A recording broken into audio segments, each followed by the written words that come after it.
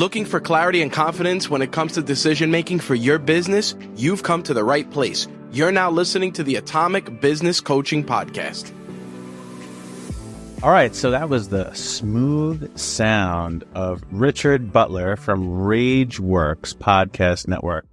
And Rich is our producer. He is our editor-in-chief, so we just want to thank him. So thank you, Rich. But I am Adam. And I'm Tom. And together, we are Atomic Business Coaching, where our stories are your solutions. All right, Tom, this was your choice today. So what are we doing? Yeah, we got some questions to answer. We've been asking around for some questions. We have some really good questions that have come in. We did a question and answer episode several episodes back, and it was a lot of fun doing that. So we're excited to launch today's questions. So yeah, are you ready to rock and roll? I'm going with the flow today, pal. You're going with the flow. All right. So our first question that's coming is, what are the most effective marketing strategies to attract new customers and increase your revenue?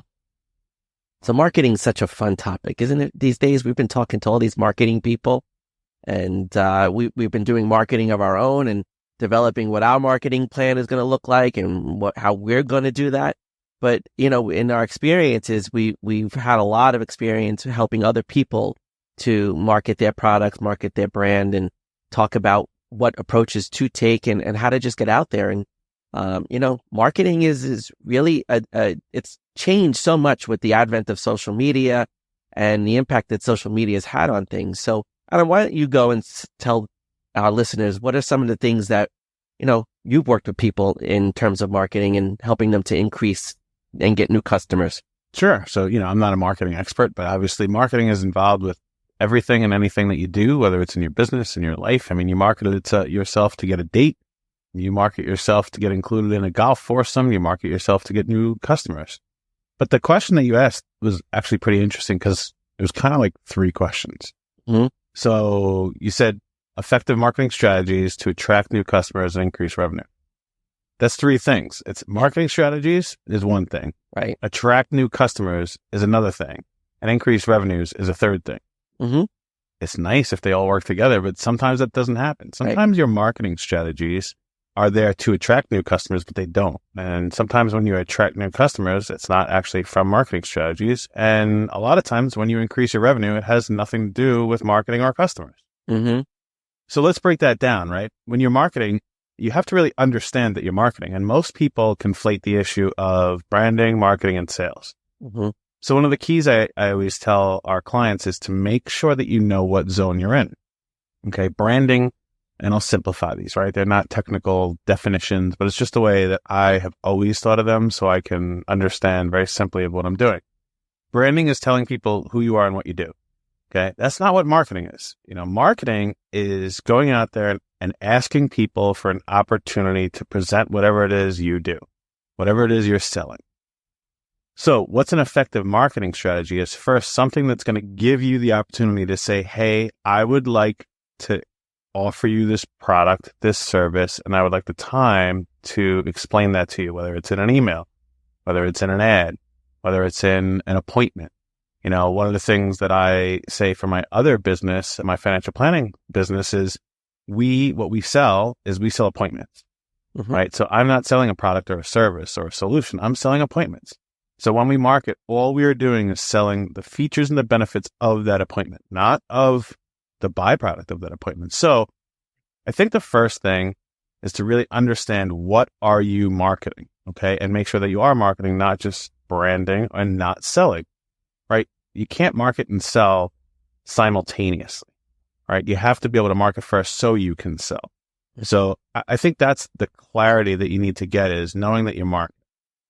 Yeah, I think that's a really great point. And you're saying, you know, what you sell and getting the appointments and, you know, but part of that too is knowing who you're targeting, right? Part of your target, we hear target market all the time. And like you said, we're not marketing experts, but we've had to develop our own, you know, client avatar and the type of person that we're looking to ask for an appointment, right? Where you want to make sure that you have a focused approach in what you're doing from a target market perspective. And, I was looking at Forbes and I came across an article where they mentioned that the thing that this marketing strategist was explaining was the most important thing is knowing who you want to buy your products or who you want to buy your services. And we've seen that in all the commercials we've ever watched on television. They're directed at certain people, right? There's commercials directed at women. There's commercials directed at men. There's commercials directed at kids.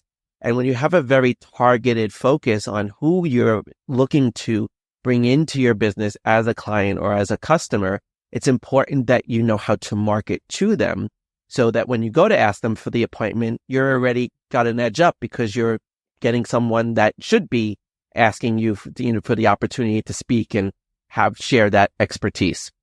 Yeah. And that client avatar is a really good tool. We've used it for ourselves. Mm-hmm. I use that inside of our 5WH program when clients are meeting with us. But attracting new customers and knowing the customer you want to attract is a very, very big part of that. But what type of customers do you want to attract? Well, you can determine that, but do they want it, right? Do they actually want whatever it is that you're selling or you're offering, right? Mm-hmm. Yeah. You have to make sure that there's somewhat of a need there, right? There's got to be an identify what's the thing that you can help them with. And that's an awesome way of looking at, let's have a conversation. Give me the opportunity to talk to you because you seem to have this issue or this situation or this thing that could really help you out. And that's part of it too, is how do you, when you market yourself, and you market yourself a lot in networking events. We talk about networking all the time and how you're marketing yourself. Yeah, but see, I think that's not marketing, Tom. This is my point. People conflate the issue. That's not marketing. That's branding. That's telling people who you are and what you do. Networking. See, you caught me, Adam. You caught me, right? But look, I mess it up all the time too. This is why I have to make a simple reminder for myself. See, and when people are networking, trying to market, that's not networking. That's marketing, right? So when you're in networking, you can be in the branding zone, right? You're telling people who you are and what you do. What you really want to do when you're networking is find out that about other people. You don't want to be telling everybody about you. At least you don't want to come in with the intention that my motive is to tell everybody. Your intention in networking should be to find out what everybody else in that room does and see if they can be a resource for you or your clients. Not, can I sell you my shit? Mm-hmm. Right. And that's what, unfortunately, many people who go into networking, they go in with marketing or sales. And I'm like, I don't want to be in the room with you. Right. You're not a good partnership to network with. So networking is a way. No, hey, listen, listen, we get caught up in it. And like you said, it's not an easy, if it's not your world, it's not an easy thing for you to understand, right? Marketing has become very new to me in the last 5 years and being a coach and understanding what that is. And I still make those mistakes. And you're right. When you walk into a networking situation, it's brands. It's all brands in a room. It's how, what do you do? What do you do? Finding out what those people's brands are, and then finding out a little bit more about them to see if they're someone that is a client avatar, is somebody that you want to be able to work with or to use as a resource or whatever it may be, because you want to make sure that you understand walking away from a meeting like that is who's that you can work with and collaborate with. Then you know who to market to, right? So you do the branding, so you then know who to market to. Exactly. And when you're in the marketing meeting, that's when you can discuss sales. But you know, with the client avatar and knowing your customer, that's a very important thing. But here's one of the ways to really attract new customers is Alex Hormozi wrote a great book. It's very short. I think he priced it for the least expensive you can. It's called $100 Million Offers. And what he says in this is you have to have an irresistible offer. Mm-hmm. If you're going to attract new clients in your marketing, you have to have an irresistible offer. And what that means is an offer so good that someone would feel stupid not saying yes to it. Yep. Right. So that is a big part of attracting new customers. And then the third piece of your that question, that person's question there was increase revenue. Mm-hmm. Well, you don't need to have marketing or new customers to increase your revenue. You can lower your expenses. You can raise your prices. So it doesn't necessarily mean I need more customers to increase revenues. You can become more efficient. You could add more value. You can increase prices. But obviously, most people are looking for new customers to increase their revenue. But be careful, is your increased revenue growth or scale? And we've talked about that many, many, many other times. Growing is increasing your top line revenue while you're increasing your expenses. Scaling is increasing your top line revenue while your expenses stay basically the same. Yeah, exactly. Cool. So what was the next question? Next question. So the next question was, what strategies can I implement to achieve exponential growth, parenthesis, 10x, while reducing my workload? So basically, how can I 10x and work less? Well, that's someone who pays attention to us, because that's like our tagline. We help people to 10x and work less. So exactly. What are some, why don't you start this one? What are some ideas that you have? Around 10xing and working less? Well, number one is, we talk about this all the time, is having a good routine and having a pattern and setting up a regular schedule for yourself where you understand all of the different things that you need to do and where you need to be at different times. Part of that is so that you avoid the burnout piece, right? So one of our key principles is getting away from the stress and the burnout of things and not letting yourself burn out. And that's taking care of yourself and setting the time aside to do all of the things that you need to do to work on your business versus working in your business, and preventing that burnout and taking regular vacations and doing those things are actually all ways to increase productivity. People see taking a break as, stepping away, and that's going to reduce your productivity. But when you do it in a productive way, you're actually saving your mental well-being and you're helping to reduce mental exhaustion. And that's part of the strategy around how you 10x things, is recognizing that there's a need to take a break when you need to take that break. Yep. It's a very good way to look at it. Let me look at it a different way. All right. Okay. So you want to 10x and work less, right? So one of the things that I do to do this, and I've had some of my other clients, is you put pressure on yourself, right? And I did an Instagram reel about this recently. It's called Parkinson's Law, right? And basically what it means is that if you give yourself a month to accomplish a certain goal or task, that's how long it's going to take. If you give yourself a week, that's how long it's going to take. Right. So if you want to 10x and work less, what I would first say is whatever goal that you have in producing this revenue and working less, is give yourself less time to do it. That's the first thing. Give yourself less time to do it and say, I have to accomplish it in this minimized time frame. So Parkinson's Law, look it up. That'll give you a little bit more details on it. But the idea is when you have that pressure, there's an old proverb that's like, pressure bursts pipes or creates diamond, right? And when you're in there, if you explode and your pipe bursts, you're probably not cut out to do that thing. Well, then the way that you can 10x and work less is knowing I'm not cut out for this and I need to delegate it. I need to hire somebody else and find somebody else who's better at it. Or if that creates diamonds, right? And then you're creating that revenue, you're increasing, you're 10xing. Well, then you need to have more allocated time to do that. And I don't mean more like you just now, that's all you do.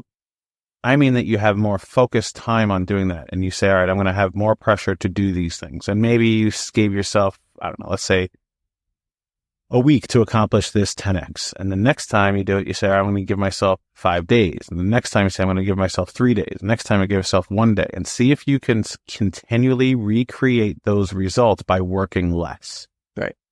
One of the things you hit on in the last question is about, you don't necessarily have to add customers. You may just want to increase what you're charging for certain services and products and things like that. And, one of the key things here is part of 10xing is also understanding your value and what you bring to the table, and demonstrating that you are this expert. This is your area, and that your value is very evident. And, so many of our clients, they don't recognize their own value. And they're working so hard to make X amount of money, or they're working so hard to get X amount of things out of stuff. And the key is that you just have to demonstrate your value at times and see your own value and understand that part of your value is what increases maybe your profits or increases your impact on people.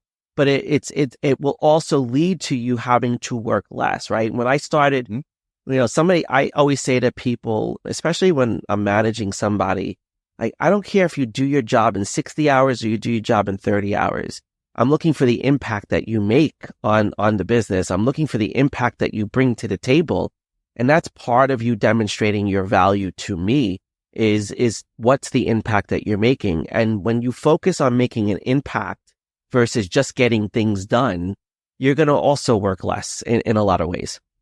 Yeah. And I did something recently this week with one of our clients. He's a coach, and we started from zero and we got him up to $100,000 per year. And the goal was really $125,000 or $10,000 a month. So we got there, right? And that worked out to, he has 90-minute long sessions. It was $89 an hour. Okay. So $1 a minute basically. And that got them to that $125,000 an hour. So if you calculate 89 or $1 an hour times 40 hours a week times 52 weeks, that's how you get to 125,000. So what I did is I had them recreate packages, and instead of 90 minutes, it was 60 minutes. Same price, $89 for 60 minutes. It was not that big of a jump for somebody. And he could, number one, work less. Okay. So he could do the same exact coaching he was doing, but instead of in 90 minutes, in 60 minutes. And now that took him from $1 an hour, $1 a minute to $1.50 a minute. We had a 50% increase in his revenues by just changing one little thing while he worked less. So that is a literal way that I just this week, maybe not 10x, but help someone to, go up, increase by 50% and work 2/3 of the time. Right. Absolutely. So we're on our way. This is a 2-year commitment this gentleman has made with us. Not everybody does that. Some people do 8 weeks. Some people do 12 weeks. Some people do a year. We have a boot camp coming out that's going to be 3 or 4 days. So there's a variety of ways to work with us. But this gentleman has a 2-year long commitment because he's trying to go from $0 to $1 million with literally no business, no infrastructure, no nothing. It was just him and an idea. So it's going to take that amount of time. So I have 21 quarters to really get him from where he was to where he wants to be. And these are the little steps that we take along the way to 10x and work less. Now, you're not going to 10x immediately. It's going to take a certain predetermined time. And this was, a 2-year long program. So for you, you could determine, well, what's my parameters and where I'm going to be able to do this 10x and what does working less mean to you? Working less for some people means that I no longer work weekends. Some people, I have one client of ours right now. He's working, I am not joking you, 4 hours per month, 4 hours per month. And the business is doing $500,000. So you have to determine that. And then you can use that Parkinson's law to start to test out the theory. Exactly. That's awesome. All right. So you had one more question. Yeah, we had another question that came in. This is the third question, and we'll wrap up with this question. But how can business coaching help me achieve my goals and improve my overall performance in business? Look at that, Adam. We have an opportunity to talk a little bit about the benefits of coaching. Okay. Right? So, listen, you and I both have had experience with coaches in the past. Yep. I've had a business coach myself. I've had a life coach. I've had all different types of coaches in my life. And I think and I still have some coaches. And I think it's really important that we ourselves have coaching to understand what the experience is like. And I think part of the benefit of working with coaches that have had coaches is to know that we've gone through a similar process and we understand what the work is involved and what it takes and what it's going to take to get you from point A to point B. And people are constantly looking for, all right, what's my return on investment for this? And what am I going to get out of this experience? And that's one of the big deterrents at times for people is they don't see that value and they don't see that experience. So why don't you tell them a little bit about the value that, we as coaches offer and any business coach really offers to people? Yeah. So I don't think I'm going to go too far into what we offer, right? This is kind of what our podcast is and what we do, and you can go to our website and all of that good stuff. But what is coaching? We, like Tom said, we've both gone through coaching, but coaching is really, it's a process to try to help you to improve your performance and focus and get to an ultimate result, right? I don't know if that's the definition of it, but that's kind of what you look at it, developing skills, developing abilities. So everybody here has some kind of an experience with coaching. Okay. Everyone listening, you either you did or indirectly your kids did or your friend did or your mom or your dad did or your sister or brother or whoever it may be. We've all had coaches in sports. Okay. So what is the purpose, Tom? I'm going to throw it right back at you. And the reason I'm throwing it back at you is because you were an athlete and now your son is an athlete going through things. So what is the purpose of, let's say, your son's pitching or hitting coach? Yeah. So the goal is that person is going to help you to formulate the technique necessary to make contact with the ball. You know, Andrew has a hitting coach and his coach helps him to bring out the best performance in Andrew that's possible with the skills that he has, but he enhances the skills that he has by teaching him different techniques, by practicing over and over and being there to constantly give feedback and to give support. On that for a second. Yeah. So not to get too deep into that. So you said he came to it with skills already, right? Yep, absolutely. Okay. So as a business owner, you already have a business, and we don't work with people who are starting brand new businesses. That's just not our area of expertise. There's plenty of people who are much better at it than us of starting your business. We come in when someone has built a business, they've had success, they're generating revenue, and they're at their point where they can no longer do it alone. And they want to go from being like self-employed and just have creating a really high paying job for themselves into being a business owner. So when you come to us, you figured out, like, I know how to generate revenue.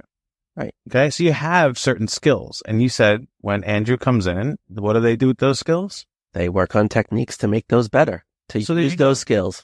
So that's what we do. We work on these different techniques, okay, to make what you're already doing even better or more efficient and improve upon that.